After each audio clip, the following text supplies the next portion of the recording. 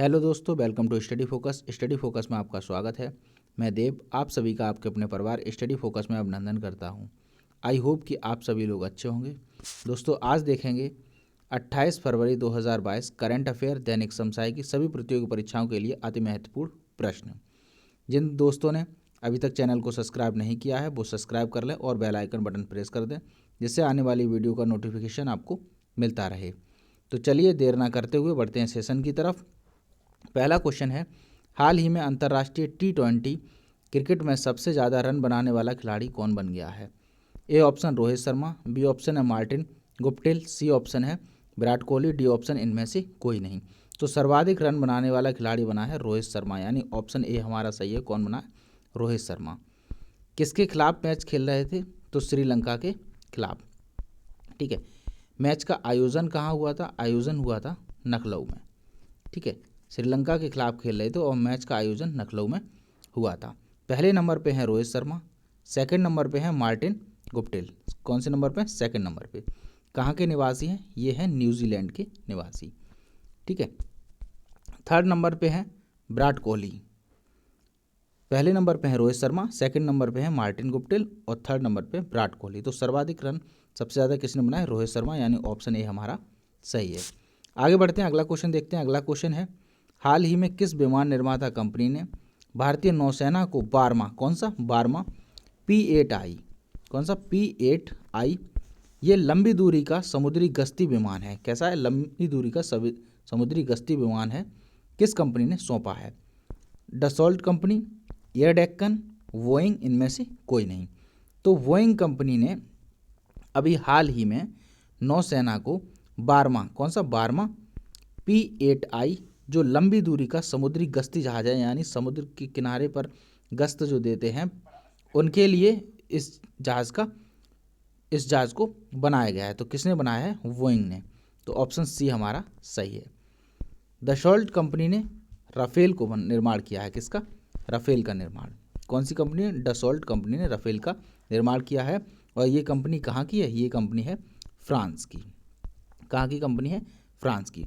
और राफेल हमारा भारत में गोल्डन टुकड़ी नंबर 17 में शामिल हुआ है। कौन सी? गोल्डन टुकड़ी नंबर 17 में। तो इसका ऑप्शन हमारा सही है सी। अगला क्वेश्चन देखते हैं। अगला क्वेश्चन है, हाल ही में पाकिस्तान नेशनल बैंक पर यूनाइटेड स्टेट फेडरल अथॉरिटी ने मनी लॉन्ड्रिंग, किसका? मनी लॉन्ड्रिंग के मामले में कितने डॉलर का जुर्माना लगाया है? 55 million dollar, 65 million dollar, 75 million dollar, 85 million dollar. तो 55 मिलियन डॉलर का अभी हाल ही में जुर्माना लगाया है। किसने लगाया है? यूनाइटेड स्टेट फेडरल अथॉरिटी ने। किस मामले में? मनी लॉन्ड्रिंग के मामले में। किस पर लगाया है? पाकिस्तान पर, पाकिस्तान की नेशनल बैंक पर लगाया है। तो इसका ऑप्शन ए हमारा सही है, 55 मिलियन डॉलर का। आगे बढ़ते हैं, अगला क्वेश्चन देखते हैं। अगला क्वेश्चन है, हाल ही में किस राज्य सरकार ने नई कृषि निर्यात नीति शुरू की है? ठीक है। कृषि निर्यात नीति को जो मंजूरी दी गई थी वो दी गई थी 2018 में। इसका उद्देश्य क्या था? इसका उद्देश्य था किसानों की आय को, उद्देश्य है कि किसानों की आय को 2022 तक दोगुना कर देना। कैसा कर देना? दोगुना कर देना किसानों की आय को 2022 तक। अगर आपसे पूछा जाए कि राष्ट्रीय कृषि नीति कब की है? ठीक है, नेशनल यानी राष्ट्रीय कृषि नीति की बात करें तो राष्ट्रीय कृषि नीति है हमारी 2000 की। ठीक है, 2000 में लागू की गई थी। और कृषि निर्यात नीति ये 2018 को इसको मंजूरी मिली थी और इसका उद्देश्य है कि 2022 तक किसानों की इनकम को दोगुना करना। तो हाल ही में नई कृषि निर्यात नीति की शुरुआत किसने की है? महाराष्ट्र सरकार ने, यानी ऑप्शन सी हमारा सही है। कौन सी सरकार? महाराष्ट्र सरकार ने। अगला क्वेश्चन देखते हैं। अगला क्वेश्चन है, हाल ही में साहित्य अकादमी द्वारा किसे उर्दू भाषा में, कौन सी भाषा में? उर्दू भाषा में साहित्य अकादमी पुरस्कार 2022 दिया गया है। ठीक है।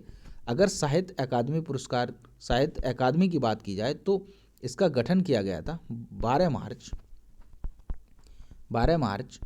1954 को गठन किया गया था साहित्य अकादमी का। ठीक है।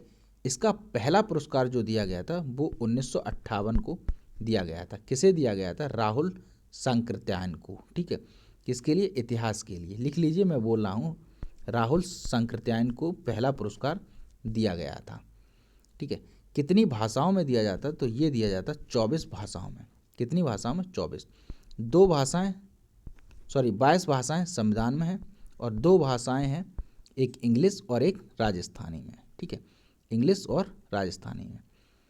हमसे पूछा गया है कि उर्दू भाषा का किसे दिया गया है? तो वो दिया गया चंद्रभान ख्याल को। ठीक है, चंद्रभान ख्याल, यानी ऑप्शन सी हमारा सही है। हिंदी के लिए किसे दिया गया है? हिंदी के लिए दिया गया है दया प्रकाश सिन्हा को।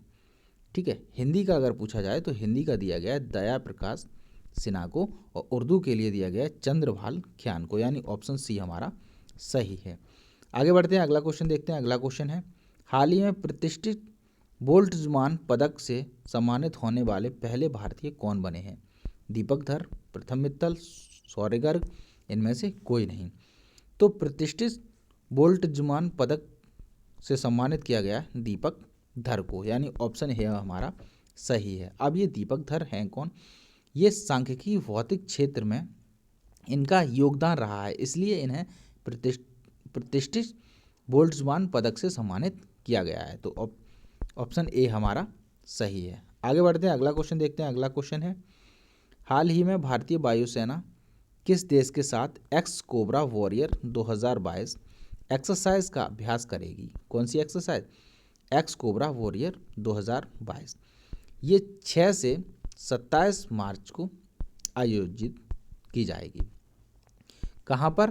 ब्रिटेन में। ब्रिटेन में किस जगह? ब्रिटेन के वेडिंगटन में इसका आयोजन किया जाएगा, ब्रिटेन के वेडिंगटन में, 6 से 27 मार्च के बीच। ठीक है, तो भारत की वायुसेना और किसकी? यूनाइटेड किंगडम की वायुसेना एक्स कोबरा वॉरियर 2022 का एक्सरसाइज का अभ्यास करेगी। तो ऑप्शन बी हमारा सही है, यानी यूनाइटेड किंगडम के साथ। आगे बढ़ते हैं, अगला क्वेश्चन देखते हैं। अगला क्वेश्चन है, हाल ही में भारतीय औद्योगिक विकास बैंक, जिसे हम IDBI यानी industrial development bank of India के नाम से जानते हैं, के CEO किसे नियुक्त किया गया है? ठीक है, दीपक दास, शक्तिकांत दास, राकेश शर्मा, इनमें से कोई नहीं। तो IDBI का CEO नियुक्त किया गया है राकेश शर्मा, यानी ऑप्शन सी हमारा सही है। ठीक है, तो भारतीय औद्योगिक विकास बैंक, इसकी स्थापना हुई थी 1 जुलाई 1964 को। कब स्थापना हुई? 1 जुलाई 1964 को। हेड क्वार्टर है इसका, मुख्यालय है मुंबई में।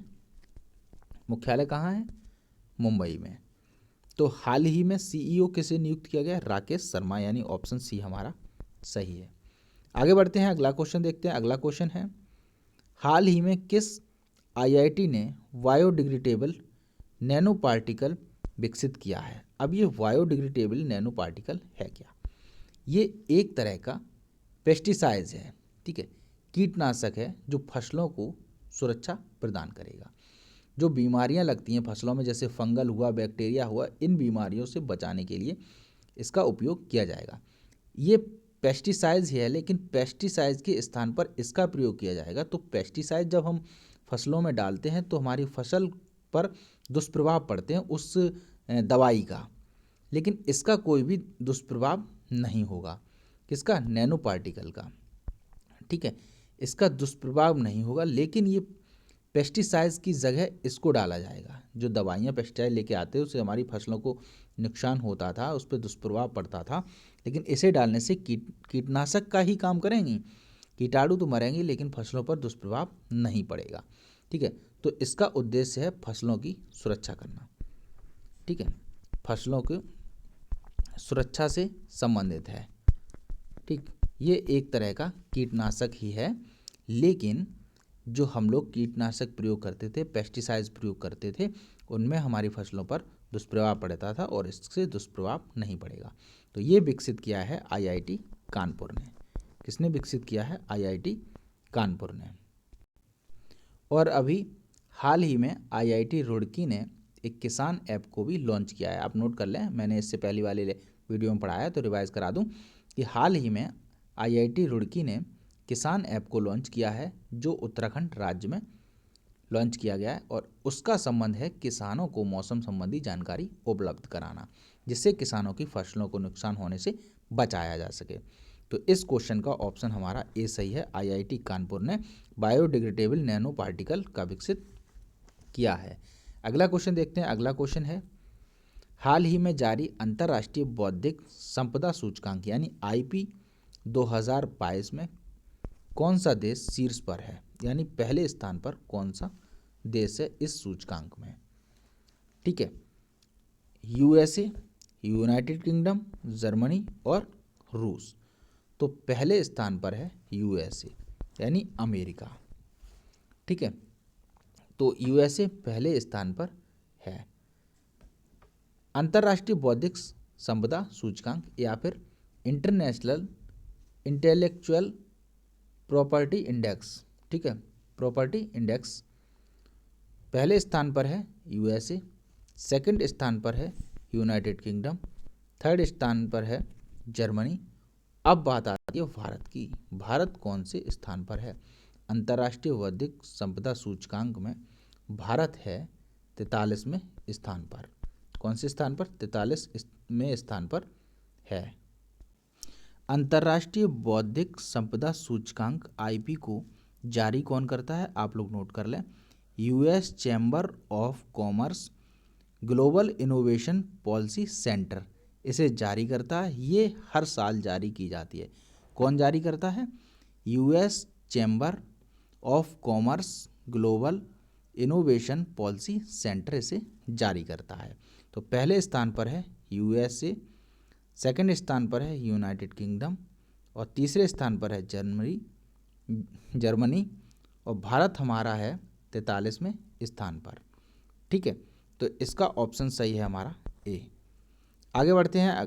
तो आज का सेशन दोस्तों यहीं पर समाप्त होता है। अगर सेशन पसंद आया हो तो लाइक करें और अपने दोस्तों को शेयर करें और वीडियो को, चैनल को सब्सक्राइब कर लें और बेल आइकन बटन प्रेस कर दें, जिससे आने वाली वीडियो का नोटिफिकेशन आपको मिलता रहे। मिलते हैं अगली वीडियो में। अगर इसमें आप कोई सजेशन देना चाहते हैं, कोई बदलाव करवाना चाहते हैं तो मुझे कमेंट बॉक्स में बताएं जो आपके लिए सूटेबल हो। मिलते हैं अगली वीडियो में, तब तक के लिए जय हिंद, जय भारत।